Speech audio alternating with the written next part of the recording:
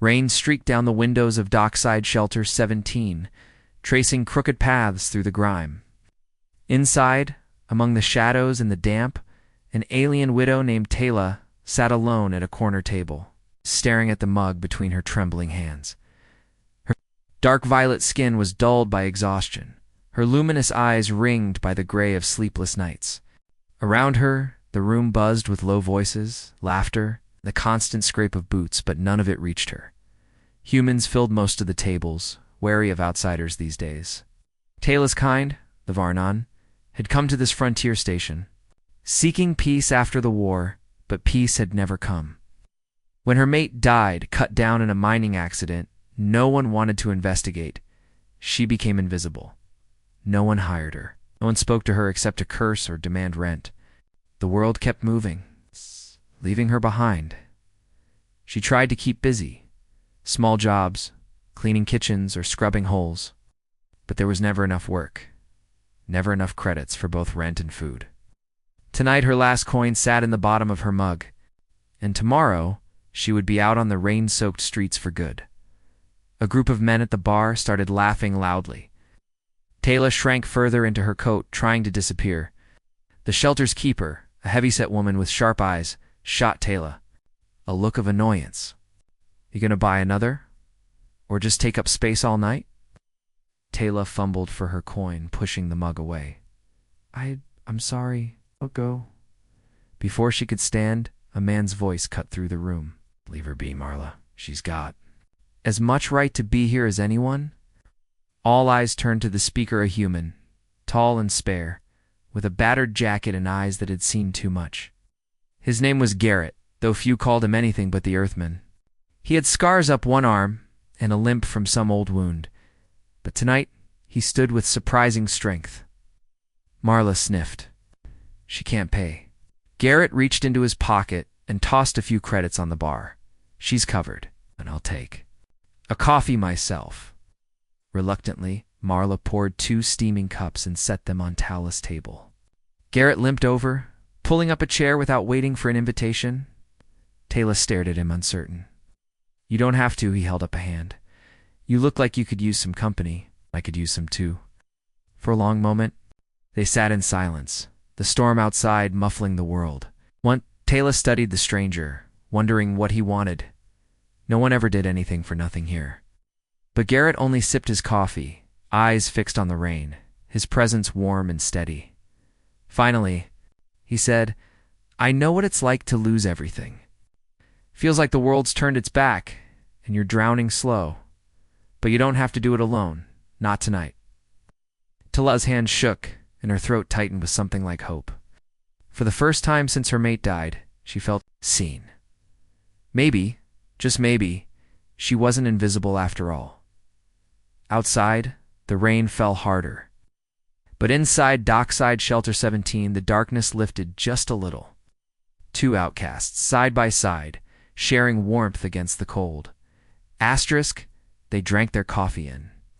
Silence, the world shrinking to the glow of the battered tabletop. Taylor still wasn't sure if she should speak, but Garrett didn't seem to expect anything.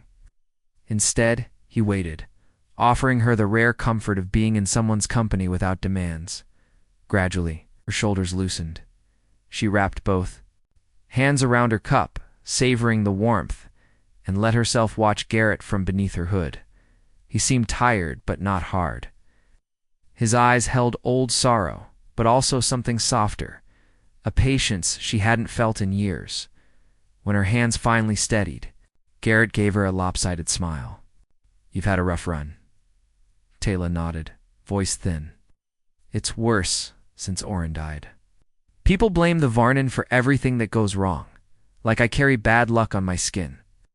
She tried to laugh, but the sound caught in her chest. "There's nothing left to lose." Garrett's face tightened, a flicker of anger behind his calm. "That's how they want you to feel. Keep your head down, hope the world doesn't step on you again. It's not right." She looked away. "Right or not, it's how it is." Well, Garrett was quiet for a long time. Then he said almost awkwardly, "My wife was on the other side of the quarantine line when the collapse hit. I never got to say goodbye. It was 3 years ago." He shrugged. Sometimes surviving hurts more than anything else. Taylor's eyes met his. In that moment, the gulf between species, between pain and memory, seemed to shrink to nothing. You're not afraid to be seen with me? He shook his head. People think kindness is dangerous, let them. I stopped caring about their rules. A long time ago, sudden noise broke. The quiet a pair of local thugs, half drunk, barged into the shelter. They spotted Taylor and sneered. Looks like the pest found a friend. Careful, human she. Take your luck too. Garrett's jaw clenched, but he only put a steady hand on Tyla's. Let them talk. We're not here for them. The thugs muttered and left, but the moment hung heavy.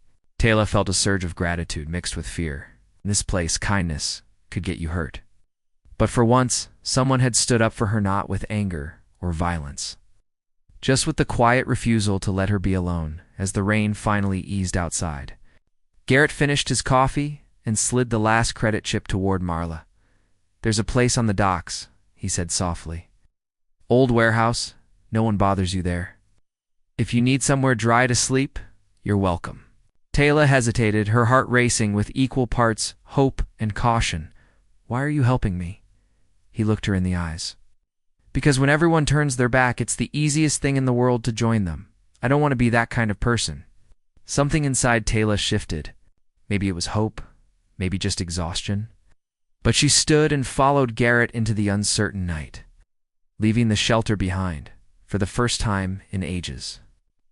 She dared to wonder if tomorrow could be different. The rain had thinned to a damp mist. By the time Taylor followed Garrett across the shadowy docks, the city lights blinked in the puddles, casting long, uncertain shapes on the cracked pavement. Most people kept to the main corridors, but Garrett led her down a narrow alley between storage containers, his steps slow and careful for her sake. They passed the edge of the freight yards, where tired workers and machine loaders went about their business, ignoring the world beyond their little spheres of light. Only once did someone glance at Taylor and mutter Varnan trash. Garrett ignored it. Taylor flinched. But his quiet presence gave her courage to keep going. The old warehouse Garrett promised was nothing special, just an abandoned cargo depot with a roof that mostly kept the rain out. But inside he had set up a battered camp stove, 2 sleeping rolls, and a bucket to catch drips. Taylor took in the neatness, the care and the small space a man used to surviving on little, but determined to make it comfortable. Garrett brewed more coffee, its warmth filling the air with a homey scent. He offered her a place near the stove, then set about checking the door locks and the small portable sensor that would warn them of trouble. You're safe here, said simply. No one bothers me much. Maybe they're scared, or maybe they're just tired of fighting. Taylor sank onto the sleeping roll, exhaustion overtaking her fear. She didn't even realize how hungry she was until Garrett handed her a ration. Bar she ate slowly, savoring every bite, watching the steam from her coffee swirl in the lantern light. Tomorrow. I'll help you find work, Garrett said, settling down beside her. Something that doesn't break your back or your soul. I know a few captains who still remember what it's like to owe a stranger a favor. Taylor shook her head, almost laughing. Why are you so sure anyone will give us a chance? Smiled a sad, crooked thing. Because someone once gave me one when I didn't deserve it. Besides, you don't know how tough you are until you're standing with someone else. That's when things change. Sudden bang outside the warehouse made them both tense. Voices angry, harsh rose in the night. Garrett reached for Anne. Old stun baton, passing Taylor a metal rod he kept for emergencies. Stay behind me, he whispered. A group of thugs had followed them, their leader grinning as he stepped into the doorway. Looks like the human's gone soft, harboring vermin. Huh.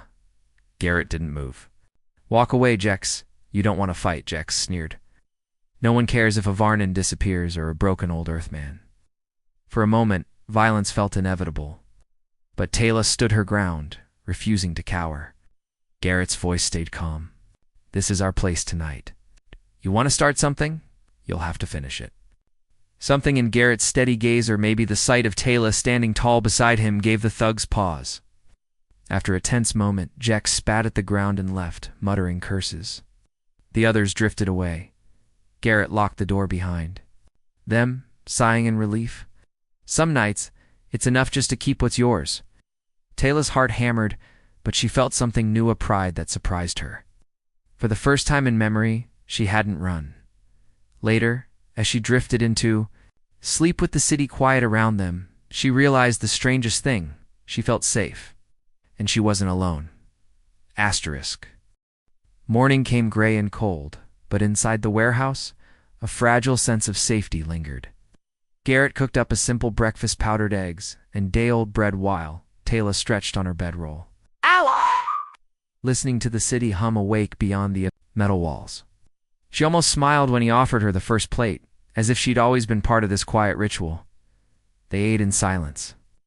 The kind that comes not from awkwardness, but from a gentle, growing trust. After breakfast, Garrett walked her to the shipping yards. He had a word with a grizzled dock captain named May, who looked Tayla over and, after a moment's hesitation, gave her a few hours' work unloading cargo. It was hard labor, but no one jeered or spat at her. By noon, she'd earned enough. Credits for food and even a small tip. When she returned to the warehouse, tired but proud, Garrett grinned and handed her a battered toolkit. You ever fix things? May's got an old loader she wants to keep running. Pays better than lifting crates. Tayla took the toolkit, surprise flickering in her eyes. I can try. My mate taught me some before. Words faded, but Garrett just nodded. That afternoon, she repaired the loader, her hands finding old confidence in the familiar mechanics. For a while, the ache of loss was replaced by the satisfaction of honest work. When May pressed extra credits into her palm and told her to come back the next day, Tayla nearly wept. That night, she and Garrett sat on the warehouse steps, sharing a cup of weak tea and watching the stars struggle through the haze above the city. You could leave. You know, Tayla said softly, find a better world. Garrett shook his head. Gosh, some of us don't have anywhere else to go, or anyone else either. Looked at her eyes gentle.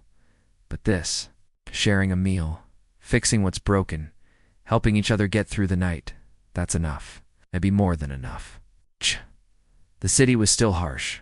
They still got looks in the markets. And some nights, Tayla woke shaking from nightmares she couldn't explain.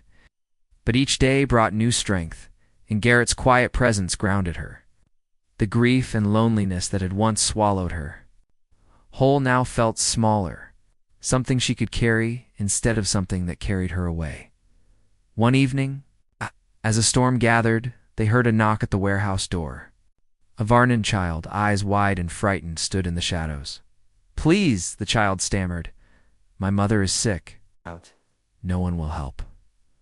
Tayla looked at Garrett, her heart racing. He nodded, wordless. Together, they let the child in, offering soup and a place by the fire.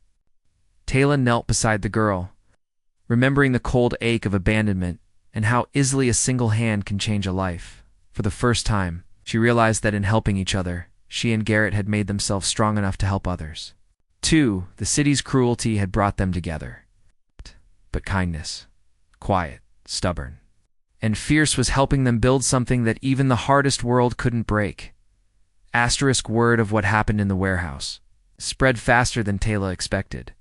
The next day, a few more desperate faces appeared at their door. An injured miner, a mother with 2 small children, a battered old man who'd lost everything to the gangs. Each came quietly, hoping for a scrap of food, a place to rest, or simply the comfort of being seen. Teyla and Garrett did what they could. They shared what little they had, patched wounds, and pooled credits. Tayla fixed more broken tools in the yards, gaining a small reputation for honest work and quick hands. Garrett traded favors, did odd jobs, and watched their growing group, with the weary pride of someone who'd given up on hope, only to see it bloom. But help was not always welcomed by those in power. The gangs that ruled the shadows began to notice the change, fewer people paying for protection, more workers refusing to be bullied. One afternoon, as Tayla returned from the docks, she found Garrett waiting at the warehouse door. His jaw clenched. Word is out, he murmured, voice low. Jackson and his crew aren't happy. They say we're making them look weak. Tayla's pulse spiked. What do we do? He looked at her, something unyielding in his eyes. We stand together, like we always have. That night, as rain hammered. The city and the warehouse filled with frightened refugees. Garrett stood watch by the door, old stun baton in hand. Taylor gathered the children, her voice calm as she told them stories from her homeworld, her heart racing with every shadow that passed. The attack came just before dawn crash. A splintering of the side door, rough voices shouting threats. Jex and half a dozen thugs burst in, weapons raised. Garrett faced them down, battered but steady. You want trouble, Jex? You'll get it. You'll have to go through all of us. To Garrett's shock, Taylor stepped forward, chin high, flanked by the miner and the mothers they'd helped. Ow. One by one, the refugees stood, forming a wall between the thugs and the children huddled in back. Jex hesitated, sneering.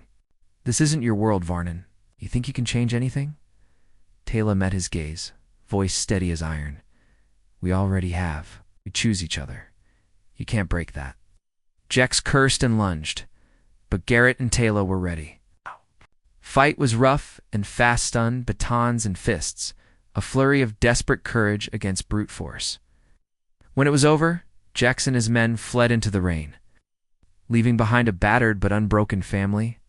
In the stunned silence that followed, Taylor sank to her knees, breath ragged. Garrett knelt beside her, pressing his forehead to hers. You're not alone, he whispered. You never were. For the first time, the warehouse felt less like a hiding place and more like a home place, built not just from scraps and shelter, but from the stubborn, fierce love of two outcasts who refused to give up on each other. The city was slow to wake after the night's violence, but inside the battered warehouse, a different kind of dawn broke. Taylor tended bruises and wounds, gentle and focused.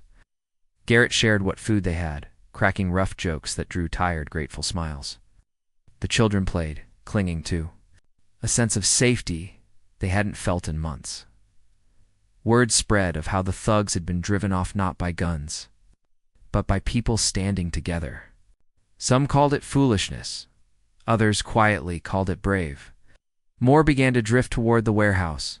An old woman with nothing but a bag of sewing needles, limping dock worker with his arm in a sling, a Varnon youth who'd given up hope. Of kindness, Teyla, once invisible, found herself at the center of it all. She taught people how to cook with less, how to mend torn clothes, how to listen and look out for one another. Garrett built better locks and organized patrols so no one would have to face the night alone.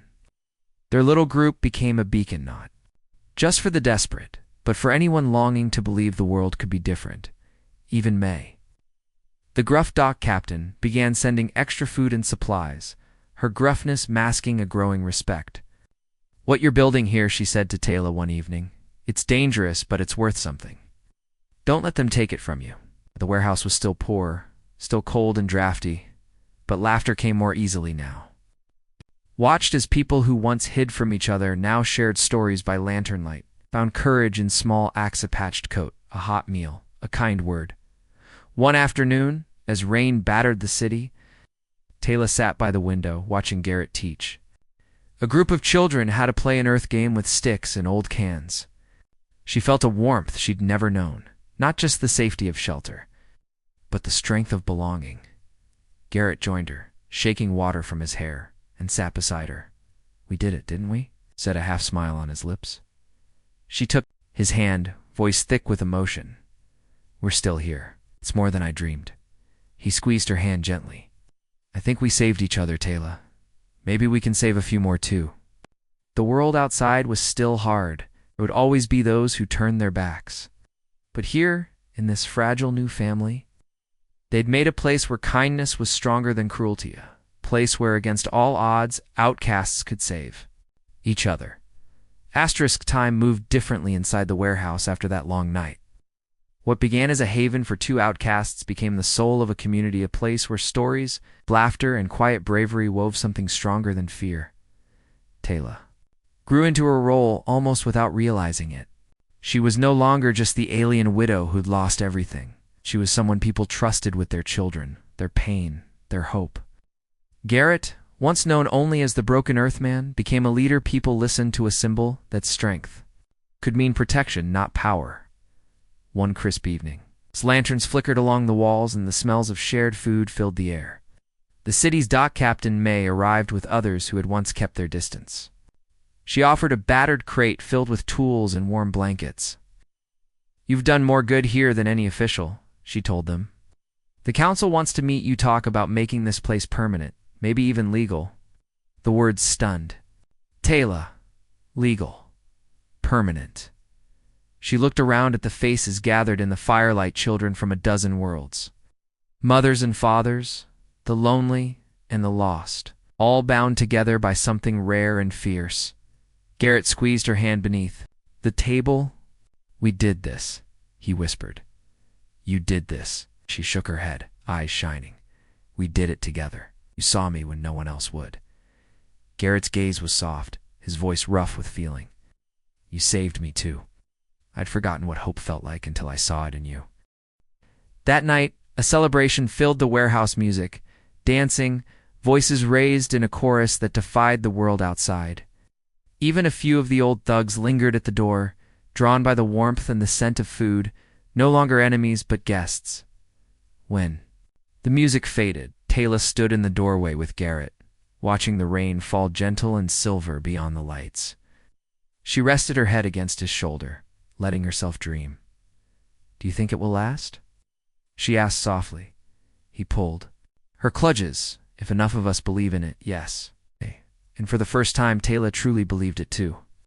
In a world where everyone else had turned away, one human's choice to see her had become the spark that changed everything, not just for them, but for everyone who found their way to the light they'd made together.